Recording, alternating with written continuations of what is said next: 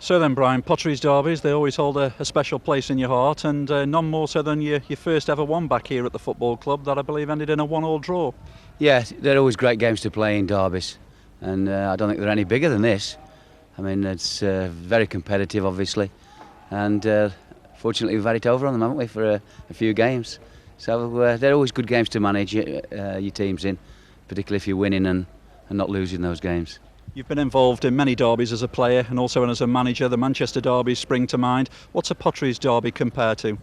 Well, obviously you get bigger crowds with the City United, obviously, but you know they've had packed houses here and at the new ground and the old ground. So just as intense, and it means just as much to our supporters and Stoke supporters as it does to the City United fans.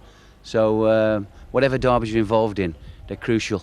You know, there's a lot of mickey taking going on, and it's very serious at times, but you just like to win them.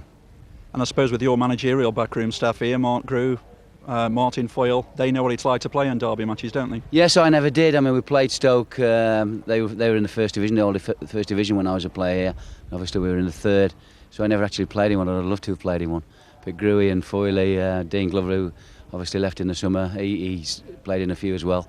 And they love them. They love them. So it's always nice to put one over the old enemy. And as I say, over the last few years, we've really had it over on them. The first Potteries derby, I cast your mind back here. I believe you scored with a header from just close onto the edge of the penalty area. Tell us a little bit about that one. The ball was out wide, and it got played back to Matty Carragher. I think he took a touch and then crossed one in. I made a run, basically off the back of the midfield player, and it just came towards me, so I just sort of stuck my head on it and tried to aim it on goal, and luckily it went in. It wasn't one of those goals you'd class as you could do it every week, but it counted, it mattered. So. Does that hold special memories for you? Because you don't score too many with your head, do you? I did that year. I scored 3, which wasn't bad for someone my size, I suppose. But yeah, it's always nice. It's nice to score with anything, knee, foot, whatever it may be.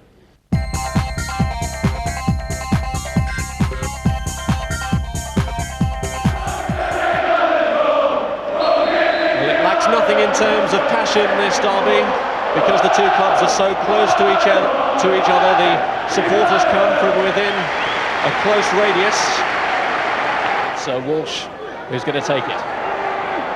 Brammer gets in there, so too is Viljanen, and Gunnarsson hacks it away. This is Carragher. Bridge-Wilkinson found some room and scores! What a start for Port Vale. In the 11th minute they've got a goal, and you can't say they haven't deserved it. They're ahead in the derby. Well, really, Stoke haven't defended particularly well. As the ball was about to set back into the box, we talked about the runs that Bridge-Wilkinson would make from that wide area, and it was incredible that he wasn't picked up. As you can see there, the Stoke defenders have come out, but as we talked about the other night at Huddersfield, it's all right coming out. You've really got to come out with some purpose, and as they clear the lines there, you can see the stream of red and white shirts coming up to the 18-yard line, and no one picks Bridge-Wilkinson up. He's got it back from Stefan Torderson. Lightbourne! What a save! Somehow the goalkeeper claws it away. Well, we talked about this important period. After you've just scored, you've got to concentrate, and Port Vale go to sleep defensively. That's a magnificent save from Mark Goodler. A good cross from Kavanagh, a great header from Lightbourne. The keeper just kept it in there. He really had to extend every sinew to get to that, did Goodlad. And oh, they come close again as Mohan was there, and then the rebound has been knocked in.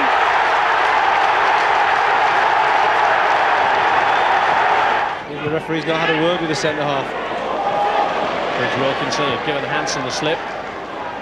Finds Tankard. Back to Bridge-Wilkinson. This is Naylor. Bridge-Wilkinson again. A more measured approach to this free kick from Stoke. Kavanagh the taker. Lightbourne with a header! Off the underside of the bar, and it stays out! Well, that was a fantastic header, because he's almost coming back on himself. It's a well-flighted free kick, but there you can see Lightbourne. He's got to almost take a step back to get a fantastic header. Walsh again, cleared by Dorigo. Widrington measured for Bridge-Wilkinson! He's getting closer and closer. Well, he keeps popping up in those areas where Stoke seem to have trouble marking him. And it's Tommy Witherington that finds him. But there you can see the space once again that the centre-halves are allowing the Port Vale front players to have. And centre-halves are going to have to be very wary of Bridge-Wilkinson because he comes in from that left-hand side.